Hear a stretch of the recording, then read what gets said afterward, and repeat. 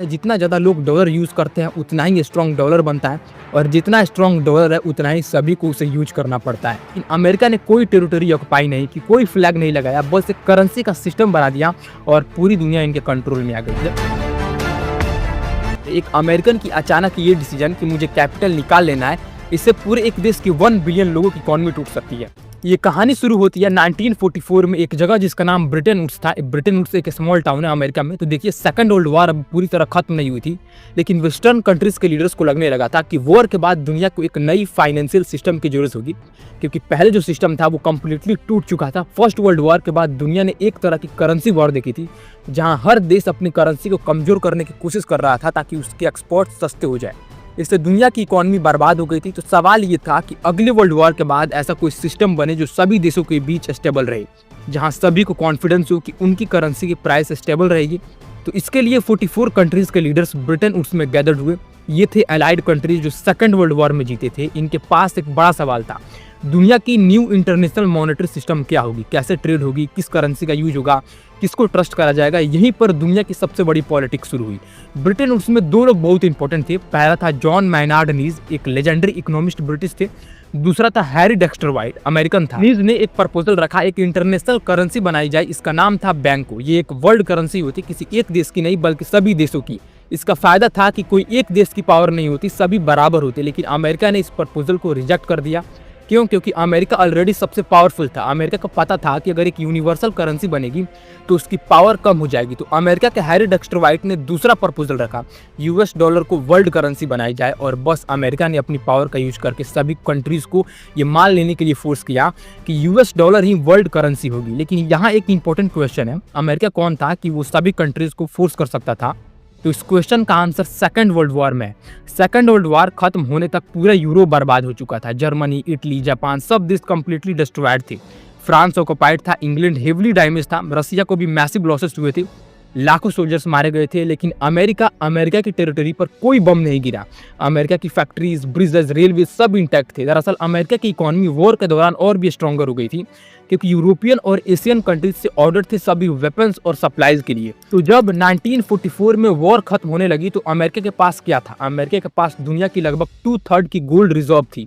ये इमेजिन करो, पूरी दुनिया की जितनी भी गोल्ड थी उसका 66% अमेरिका के पास था। क्यों? क्योंकि डिफीटेड कंट्रीज ने अपनी सोना अमेरिका को भेज दिया था प्रोटेक्शन के लिए। तो अमेरिका ने क्या किया? अमेरिका ने कहा ठीक है, हम एक सिस्टम बनाते हैं।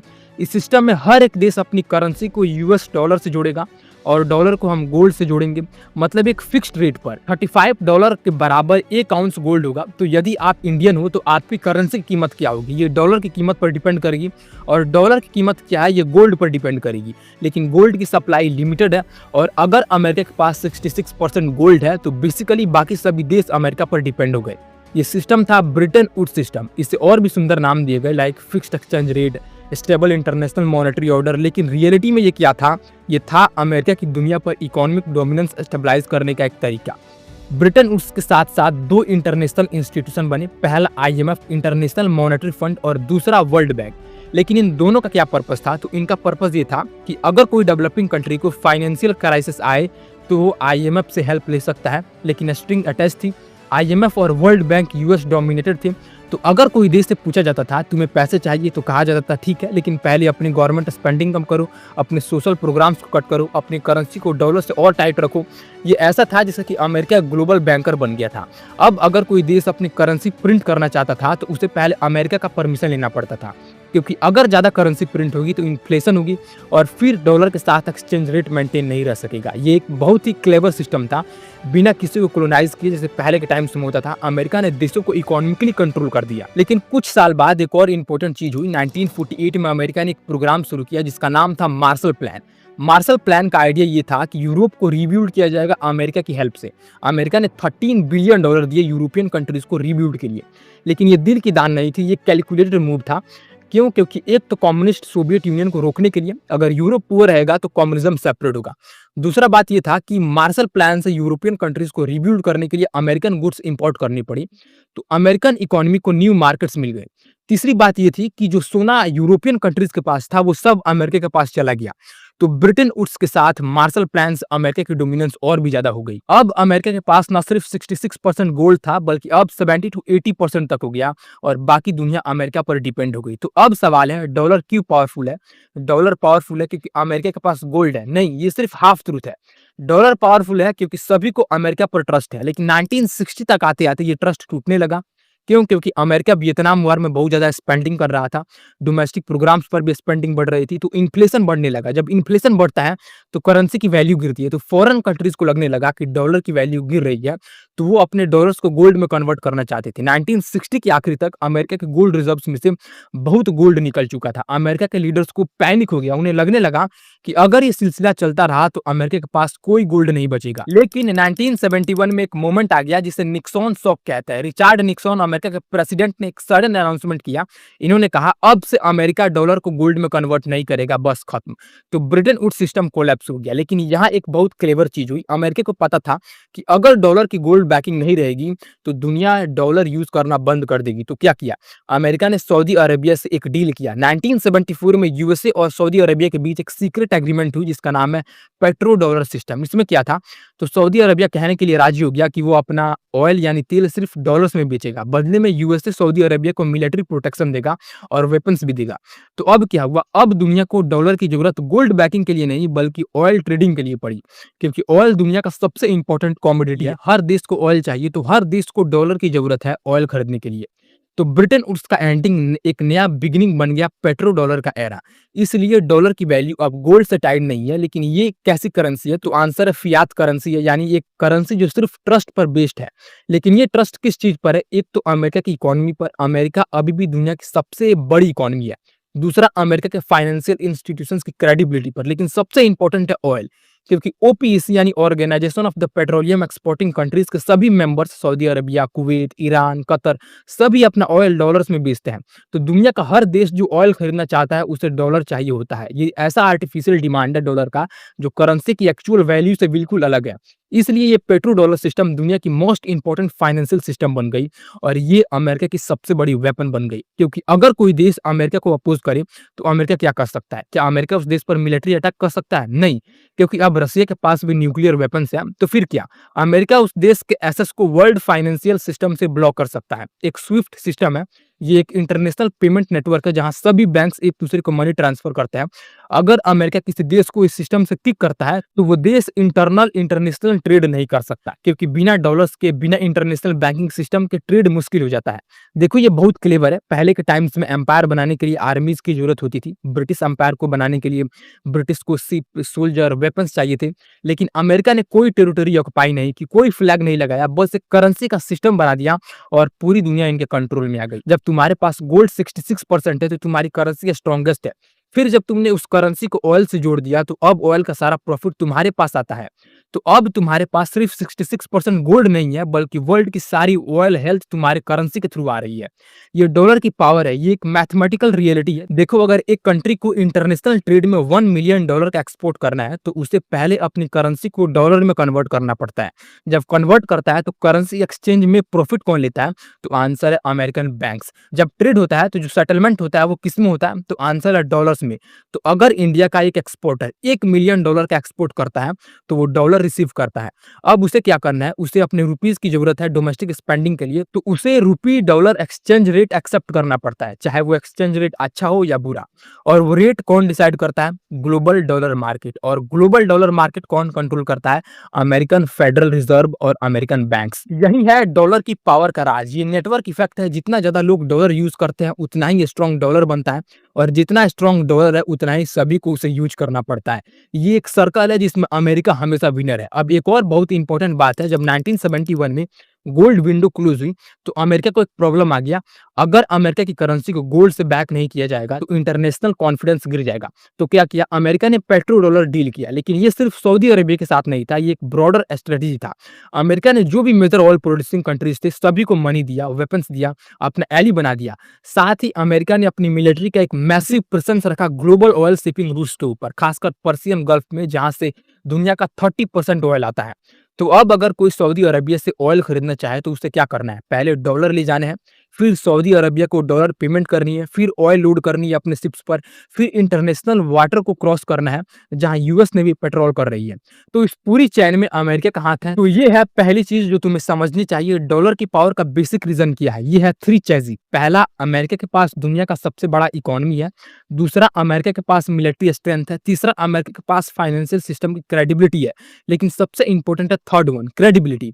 लोग डॉलर ट्रस्ट करते हैं क्योंकि उन्हें लगता है कि अमेरिका की करेंसी सेफ है। अगर ये ट्रस्ट टूट जाए तो डॉलर गिर जाएगा। अब सवाल है, ये सिस्टम कब तक चलेगा? क्या कोई अगला करेंसी आ सकता है? क्या चाइना का युआन या यूरोपियन यूनियन का यूरो डॉलर को रिप्लेस कर सकता है? ये सवाल बहुत इंपॉर्टेंट है और इसका आंसर है नहीं, कम से कम अगले 20-30 साल तक नहीं। क्यों? क्योंकि ये सिर्फ एक करेंसी का सवाल नहीं, ये एक पूरे इंस्टीट्यूशनल फ्रेमवर्क का सवाल है जो इंस्टीट्यूशन अमेरिका ने क्रिएट की है। IMF, World Bank, SWIFT, World Trade Organization, सभी इंग्लिश में काम करते हैं, सभी अमेरिकन वैल्यूज को रिफ्लेक्ट करते हैं, सभी में अमेरिका की वेटो पावर है। अगर चाइना का युआन इंटरनेशनल रिजर्व करेंसी बनना चाहे तो चाइना को सब कुछ अमेरिकन वे की कॉपी करना पड़ेगा। पूरे वर्ल्ड के लिए फाइनेंशियल ट्रांसपेरेंसी देनी पड़ेगी, लेकिन चाइना नहीं चाहता ये करना। तो चाइना स्लोली अपनी करेंसी को प्रमोट कर रहा है, लेकिन डॉलर रिप्लेस करने के लिए नहीं है, बल्कि अल्टरनेटिव बनाने के लिए। तो ये है डॉलर सिस्टम की फाउंडेशन। ये एक सिस्टम है जो 80 ईयर से चल रहा है। पहले 27 ईयर्स 1944 से 1971 तक ब्रिटेन वुड्स के अंडर गोल्ड बैक था। फिर 50+ ईयर 1971 से अब पेट्रो डॉलर के अंडर फियात करेंसी है। लेकिन दोनों में एक चीज कॉमन है, अमेरिका की डोमिनेंस। दोनों सिस्टम में अमेरिका को मैसिव एडवांटेज है और बाकी सभी देशों को डिसएडवांटेज है, खासकर डेवलपिंग कंट्रीज को। अब देखो, एक बहुत ही इंटरेस्टिंग चीज है जिसे करेंसी मिसमैच कहते हैं। ये एक ऐसी कंडीशन है जहां एक डेवलपिंग कंट्री की गवर्नमेंट को बाहर से पैसा लेना पड़ता है, लेकिन किस में? डॉलर में। लेकिन उस देश की अपनी करेंसी क्या है? अपने देश की करेंसी। तो देखो ये प्रॉब्लम क्या है। एक डेवलपिंग कंट्री, मान लो भारत या पाकिस्तान या श्रीलंका को एक बड़ा डैम बनाना है। डैम बनाने के लिए $1 बिलियन चाहिए। अब जब भारत पूरी दुनिया को देख रहा है तो जहां से सबसे सस्ता पैसा मिल रहा है वो वर्ल्ड बैंक या आईएमएफ से है। तो भारत जाता है और कहता है मुझे $1 बिलियन चाहिए। वर्ल्ड बैंक कहता है ठीक है हम देंगे, लेकिन तुम्हें इसे डॉलर में ही रीपे करना पड़ेगा। तो अब भारत के पास एक बहुत बड़ी प्रॉब्लम है। बैंक का इसने $1 बिलियन उधार लिया है, तो अब भारत को ये रीपे करना है। लेकिन भारत की गवर्नमेंट को इनकम किस में आती है? रुपीज में। तो भारत को क्या करना पड़ता है? पहले रुपीज को डॉलर में कन्वर्ट करना पड़ता है। अगर $1 की कीमत 80 रुपया है तो भारत को 80 बिलियन रुपये जमा करनी पड़ेंगी उन्हें डॉलर में कन्वर्ट करके, और फिर बैंक को देना पड़ेगा। लेकिन क्या होता है, जब रुपये की वैल्यू गिरती है, अगर डॉलर की कीमत 80 रुपए से बढ़कर 90 हो जाती है, तो अब भारत को 90 बिलियन रुपीस चाहिए होंगे पहले 80 बिलियन की जगह। ये एक ऑटोमेटिक प्लेनिटी है। ये ऐसा है जैसे कि एक बैंकर ने तुम्हारे लोन की टर्म्स अचानक से बदल दी। और ये प्रॉब्लम सबसे ज्यादा सीरियस होती है जब दो चीजें एक साथ होती है। पहली चीज, जब अमेरिका में इंटरेस्ट रेट्स बढ़ते हैं। दूसरी चीज, जब अमेरिका की इकोनॉमी भी स्ट्रांग दिख रही हो। अगर ये दोनों चीजें होती हैं तो क्या होता है, बहुत बड़ी डिजास्टर होती है। मैं तुम्हें एक बहुत ही इंटरेस्टिंग मैकेनिज्म समझाता हूँ, इसका नाम है हॉट मनी। हॉट मनी क्या होता है? हॉट मनी वो पैसा है जो विदेशों में इन्वेस्ट किया जाता है सिर्फ शॉर्ट टर्म प्रॉफिट के लिए। मान लो एक अमेरिकन इन्वेस्टर है, वो सोचता है कि भारत में स्टॉक मार्केट अच्छा है तो वो भारत के स्टॉक्स खरीद लेता है। लेकिन ये कोई लॉन्ग टर्म इन्वेस्टमेंट नहीं है, वो सिर्फ 1-2 साल में प्रॉफिट लेकर निकल जाना चाहता है। जब तक अमेरिका में इंटरेस्ट रेट्स कम है तो अमेरिका के इन्वेस्टर्स के लिए भारत में इन्वेस्ट करना प्रॉफिटेबल है। लेकिन जब फेडरल रिजर्व अचानक से इंटरेस्ट रेट्स बढ़ा देता है तो क्या होता है, अमेरिकन इन्वेस्टर्स सोचते हैं अरे अब तो मैं अमेरिका में ही अपने पैसे रख सकता हूं और अच्छा रिटर्न पा सकता हूं, मुझे क्यों इमर्जिंग मार्केट में रिस्क लेना चाहिए। तो क्या करता है, सब अपना पैसा बाहर निकाल लेते हैं। बस एक दिन में करोड़ों डॉलर बाहर निकल जाता है। इससे कहते हैं कैपिटल फ्लाइट। ये कैपिटल फ्लाइट क्या करता है, ये एक देश की करेंसी को कंप्लीटली डिस्ट्रॉय कर देता है। क्यों? क्योंकि जब सब लोग अपने रुपीस को डॉलर में कन्वर्ट करके निकालना चाहते हैं तो करेंसी मार्केट में एक अचानक डिमांड आता है डॉलर का। लोग सब अपने रुपीस बेच देते हैं और डॉलर खरीद लेते हैं, तो रुपये की वैल्यू गिर जाती है। अगर पहले 80 रुपीज इज इक्वल टू $1 था तो अब ये 100 रुपीज इज इक्वल टू $1 हो जाता है, या 120 भी हो सकता है। अब सवाल है इससे किसे फायदा है, किसे नुकसान है? सब गरीब लोगों को नुकसान होता है। क्यों? क्योंकि जब करेंसी डेप्रिसिएट होती है तो सब चीजें एक्सपेंसिव हो जाती है। अगर तुम्हें वेट इंपोर्ट करनी है तो उसे डॉलर में पेमेंट करनी पड़ती है। पहले जब 1 किलो वेट की कीमत $1 थी तो तुम्हें 80 रुपीज चाहिए थे, अब तुम्हें 100 या 120 रुपीज चाहिए। तो ब्रेड की कीमत बढ़ जाती है, ऑयल इंपोर्ट करनी पड़ती है, अब उसे भी ज्यादा महंगी पेमेंट करनी पड़ती है। तो इन्फ्लेशन शुरू हो जाता है। और इन्फ्लेशन का सबसे ज्यादा इम्पैक्ट किसके ऊपर पड़ता है? मिडिल क्लास के ऊपर। क्योंकि अमीर लोग तो अपने पैसे डॉलर में रख सकते हैं या सोना खरीद सकते हैं, लेकिन मिडिल क्लास लोगों को तो सिर्फ रुपीज में ही रहना पड़ता है। यही है डॉलर सिस्टम की पावर। एक अमेरिकन की अचानक ये डिसीजन कि मुझे कैपिटल निकाल लेना है, इससे पूरे एक देश की 1 बिलियन लोगों की इकोनॉमी टूट सकती है। और किसने डिसीजन दिया? कोई प्रेसिडेंट नहीं, कोई जनरल नहीं, सिर्फ एक करेंसी मैकेनिज्म ने। अब मैं तुम्हें एक और मैकेनिज्म बताता हूं जो बहुत ज्यादा डेंजरस है। इसे कहते हैं डेब्ट ट्रैप।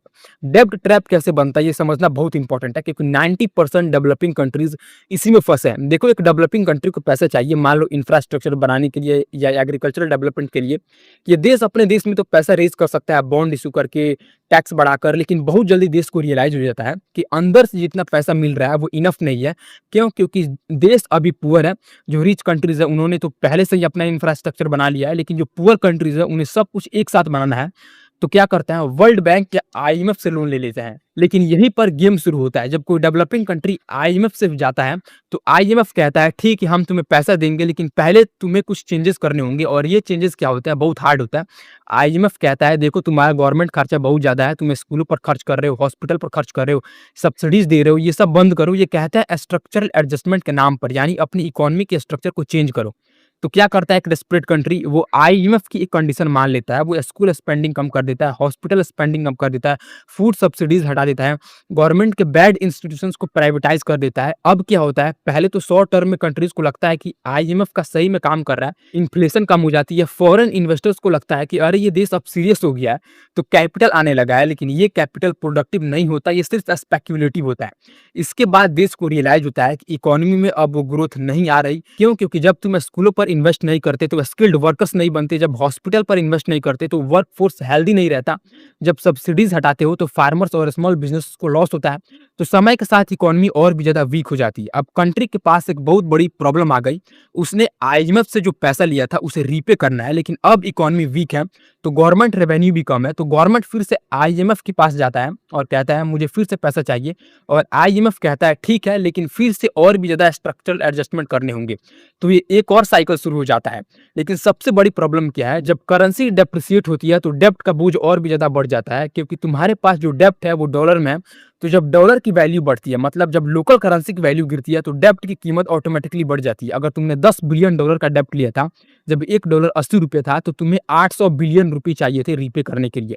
लेकिन अब जब $1 120 रुपया है तो तुम्हें 1.2 ट्रिलियन रुपये चाहिए। ये ऑटोमेटिक हो गया, कोई नया लोन नहीं लिया, लेकिन डेब्ट बढ़ ही गया। ये ऐसा है जैसे कि जमीन के नीचे से एक और लोन निकल आया, और ये साइकिल कभी खत्म नहीं होता। मैं तुम्हें रियल एग्जांपल दे देता हूँ, अर्जेंटीना ले लो। ये एक बहुत ही डेवलप्ड कंट्री थी। एक बार 1990 में अर्जेंटीना बहुत प्रॉस्परस था। आप सोच सकते हो 1990 में अर्जेंटीना को आईएमएफ का एक पावरफुल बेल आउट पैकेज दिया गया। गवर्नमेंट ने अपनी पेसो को यूएस डॉलर के साथ एक फिक्स्ड पैरिटी पर रख दिया, मतलब 1 पेसो इज इक्वल टू $1। ये आईएमएफ की सलाह थी। आईएमएफ कहता था कि ये करेंसी बोर्ड सिस्टम स्टेबल रहेगा, लेकिन क्या हुआ, फिक्स्ड पैरिटी से अर्जेंटीना की इकोनॉमी को फ्लेक्सिबिलिटी नहीं मिली। जब वर्ल्ड के दूसरे देशों की करेंसीज डेप्रिसिएट होती थी तो उनकी एक्सपोर्ट्स चीपर हो जाती थी, लेकिन अर्जेंटीना की पेसो तो फिक्स थी, तो अर्जेंटीना की एक्सपोर्ट्स महंगी ही रहती थी। तो अर्जेंटीना कभी कम्पीट नहीं कर सका। साथ ही अर्जेंटीना को अपना डेप्ट भी डॉलर में ही रीपे करना पड़ता था। 1990 के आखिर तक ब्राजील और रशिया में फाइनेंशियल क्राइसिस आई, तो ग्लोबल इन्वेस्टर्स जो एमर्जिंग मार्केट्स में इन्वेस्ट कर रहे थे, सब अपना पैसा निकालने लगे। कैपिटल फ्लाइट शुरू हो गई, अर्जेंटीना के डॉलर्स रिजर्व गिरने लगे। लेकिन अर्जेंटीना की पैसे तो फिक्स थी, तो सेंट्रल बैंक को करेंसी डिफेंड करने के लिए इंटरेस्ट रेट्स इंक्रीज करने पड़े, यानी सब कुछ और भी ज्यादा एक्सपेंसिव हो गया। कंपनीज को लोन्स के लिए अधिक इंटरेस्ट पे करना पड़ा, तो अनएम्प्लॉयमेंट बढ़ने लगा। By 2001 situation completely out of control हो गया। क्या हुआ, अर्जेंटीना ने अपना सबसे बड़ा डिफॉल्ट किया, $100 बिलियन का। ये हिस्ट्री का सबसे बड़ा डिफॉल्ट था। क्या हुआ, आम लोगों को गवर्नमेंट ने बैंक्स को फ्रीज कर दिया। इसे कहता है कोरेलिटू, मतलब तुम अपने पैसे निकाल नहीं सकते, तुम्हारा पूरा बैंक अकाउंट फ्रोजन है। लोग सड़कों पर आ गए, हजारों लोग बेरोजगार हो गए, गरीबी 50% से ऊपर चली गई, बच्चों को खाना नहीं मिल रहा था। और ये सब कब हुआ, तो 2001 में, 25 साल पहले। और 2018 में अर्जेंटीना का फिर से क्राइसिस आई। क्यों? क्योंकि अर्जेंटीना फिर से बहुत डेब्ट ले चुका था, करेंसी फिर से क्रैश हो गई, इन्फ्लेशन फिर से 30 to 70% तक गई, और फिर से आईएमएफ से बेल आउट लेना पड़ा। तो अर्जेंटीना की कहानी क्या सिखाती है कि डेब्ट ट्रैप का एक बार चक्र शुरू हो जाए तो निकलना बहुत मुश्किल है। देश बार बार इसी में फंसता है। अब देखो श्रीलंका को, 2022 में श्रीलंका को क्या हुआ, श्रीलंका एक ब्यूटीफुल आइलैंड है, लेकिन 2022 तक पहुंचते पहुंचते श्रीलंका के पास सिर्फ $1.9 बिलियन के फॉरेन रिजर्व थे, लेकिन उसे $4 बिलियन रीपे करने थे साल में। तो क्या हुआ, सेंट्रल बैंक को करेंसी अलाउ करना पड़ा फ्रीली डेप्रिसिएट करने के लिए। श्रीलंकन रुपी जो 203 था $1 के अगेंस्ट, वो 363 तक गिर गई 9 महीने में, यानी लगभग 80% डेप्रिसिएशन। अब क्या हुआ, ऑयल की कीमत जो छोटी थी वो बहुत ज़्यादा महँगी हो गई, वेट इम्पोर्ट करना पड़ता है वो बहुत महँगा हो गया, तो इलेक्ट्रिसिटी कट शुरू हो गए, फूड शॉर्टेज आने लगे, लोगों को ब्रेड नहीं मिल रही थी। फिर क्या हुआ, लोग सड़कों पर आ गए, महीनों के प्रोटेस्ट के बाद प्रेसिडेंट गोटाबाया राजापक्सा को भाग जाना पड़ा देश से। और श्रीलंका के साथ भी यही प्रॉब्लम थी, करेंसी मिसमैच। श्रीलंका ने बहुत सारा डॉलर डोमिनेटेड डेब्ट ले रखा था। जब रुपये गिरी तो डेब्ट का रियल बर्डन बहुत ज़्यादा बढ़ गया। अब आईएमएफ ने एक $2.9 बिलियन बेल आउट दिया है श्रीलंका को, लेकिन क्या होगा, आईएमएफ के कंडीशन है गवर्नमेंट स्पेंडिंग कम करो, टैक्स बढ़ाओ, अपने इलेक्ट्रिसिटी और फ्यूल सब्सिडीज बंद करो, तो अब पुबर्टी और भी ज्यादा होगी। अब इजिप्ट को देखो, इजिप्ट के पास बहुत बड़ी प्रॉब्लम है, ट्रेड डेफिसिट यानी ट्रेड की कमी। इजिप्ट हर साल $90 बिलियन की चीजें इंपोर्ट करता है, लेकिन सिर्फ $52 बिलियन की चीजें एक्सपोर्ट करता है, तो हर साल $38 बिलियन की कमी है। अब ये कमी कहाँ से पूरा होता है, तो डेब्ट से, फॉरेन एड से, रिजर्व से। लेकिन इजिप्ट के रिजर्व पिछले साल में गिर गए। 2023-24 में क्या हुआ, पाउंड की वैल्यू गिरी ड्रामेटिकली, गवर्नमेंट को करेंसी को फ्लोट करना पड़ा, 38% डिवैल्यूएशन हुई, इन्फ्लेशन 36% तक पहुंच गई। और अब आईएमएफ के साथ फिर से $22 बिलियन का डील हुआ, लेकिन कंडीशन क्या है, गवर्नमेंट स्पेंडिंग को कट करो, सब्सिडीज को रिमूव करो। और पाकिस्तान को देखो, पाकिस्तान के पास भी ट्रेड की कमी है। जब यूएस फेडरल रिजर्व ने 2022 में इंटरेस्ट रेट्स बढ़ाए तो पाकिस्तान को कैपिटल फ्लाइट का सामना करना पड़ा। पाकिस्तानी रुपी जो 160 था $1 के अगेंस्ट, वो 300 तक चला गया। क्यों? क्योंकि पाकिस्तान में बहुत सारा डॉलर डोमिनेटेड डेब्ट है। जब इन्वेस्टर देश से भाग जाते हैं तो करेंसी कोलैप्स हो जाती है। पाकिस्तान को भी आईएमएफ से बेल आउट लेना पड़ा।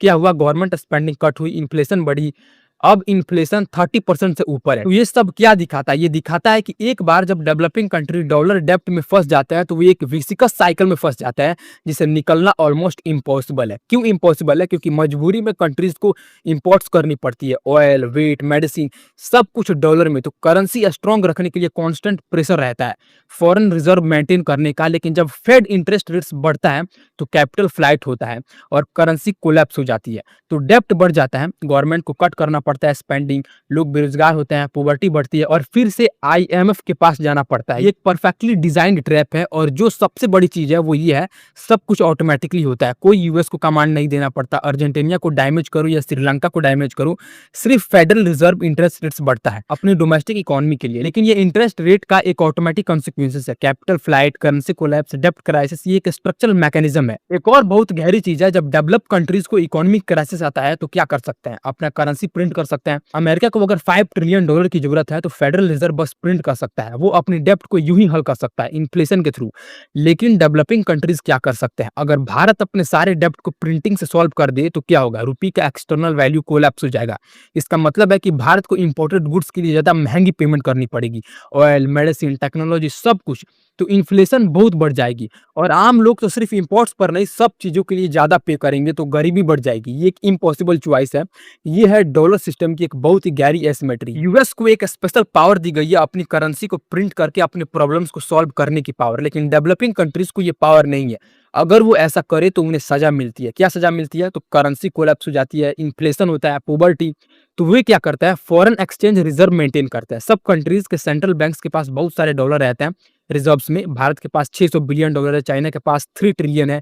ये डॉलर होल्डिंग्स क्या करती है, एक तो वो करेंसी को स्टेबल रखती है, दूसरा जरूरत पड़ने पर डेब्ट पे करने के लिए। लेकिन इस पूरी चेन में अमेरिका का सबसे बड़ा एडवांटेज है, क्योंकि हर डेवलपिंग कंट्री को डॉलर की जरूरत है, सबको फॉरेन रिजर्व में डॉलर रखने हैं, इसलिए डॉलर की डिमांड हमेशा बनी रहती है, यानी डॉलर की कीमत कभी कोलैप्स नहीं होगी। इसलिए अमेरिका को अपनी डेब्ट को काफी आराम से कैरी करने दिया जाता है। अमेरिका अभी $33 ट्रिलियन का डेब्ट ले सकता है, क्योंकि दुनिया जानती है कि डॉलर की वैल्यू कभी नहीं जाएगी। लेकिन डेवलपिंग कंट्रीज के लिए सेम लग्जरी नहीं है। अगर भारत भी 33 ट्रिलियन रुपीस का डेब्ट ले लेगा तो क्या होगा, रुपये की वैल्यू कितनी तेजी से गिरेगी कि इकोनॉमी कोलैप्स हो जाएगी। तो भारत को अपने डेब्ट को बहुत केयरफुली मैनेज करना पड़ता है। इसी को कहते हैं कि कैसे डॉलर सिस्टम डेवलपिंग कंट्रीज को कंट्रोल कर सकता है। ये सिर्फ एक इकोनॉमी सिस्टम नहीं है, ये एक पूरा का पूरा पावर स्ट्रक्चर है जो डेवलपिंग कंट्रीज को सबऑर्डिनेट पोजीशन में रखता है।